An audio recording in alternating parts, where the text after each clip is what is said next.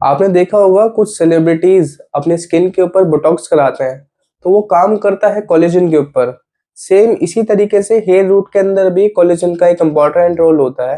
ये जो आपको लाइंस दिखने काफी सारी, ये हेयर रूट के पास एक जाला सा बना होता है कोलेजन का। कोलेजन क्या काम करता है हेयर रूट के अंदर?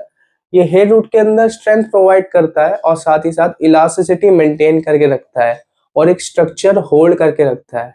ये जो पूरे स्ट्रक्चर को होल्ड करके रखना, बांधे रखना, जब हम बूढ़े होने लगते हैं तो ये कोलेजन फाइबर क्या होता है, कम होने लगता है, जिसकी मदद से ये स्ट्रक्चर डिसबैलेंस हो जाता है। तो ये सॉफ्ट टिश्यू का जो फॉलिकल होता है वो स्क्वीज होने लगता है, हेयर पतला होने लगता है और आगे जाके शेड हो जाता है। ये होता है जब हम बूढ़े हो जाते हैं, ये इसी वजह से हमारे बाल गिरने लगते हैं, क्योंकि हमारा जो कोलेजन होता है वो कम होने लगता है और लूज हो जाता है।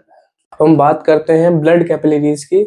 आर्टरीज और वीन्स ये क्या चीज है? जो ये आपको नसें दिख रही है रेड और ब्लू कलर की, रेड को हम कहते हैं आर्टरीज और ब्लू वाली को कहते हैं वीन्स। रेड वाली का काम होता है जो हम ऑक्सीजन इनहेल करते हैं और फिर वो सप्लाई होती है सब जगह, तो इसी का यही काम है रेड वाली का, ऑक्सीजन सप्लाई करना और न्यूट्रिशन प्रोवाइड करना। ब्लू वाली का काम होता है कार्बन डाइऑक्साइड को रिलीज करना और साथ ही साथ वेस्ट मटेरियल को रिलीज करना। अब हम बात करते हैं नर्वस सेल के बारे में।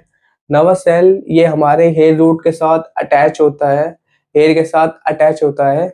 इसका काम ये होता है जब भी हम हेयर को पुल करते हैं, खींचते हैं और सेंस करते हैं तो हमें फील होता है। ये जो नर्वस सेल्स होती हैं ये कनेक्टेड होती है हर एक हेयर के साथ, ये कनेक्ट होती है ब्रेन के साथ।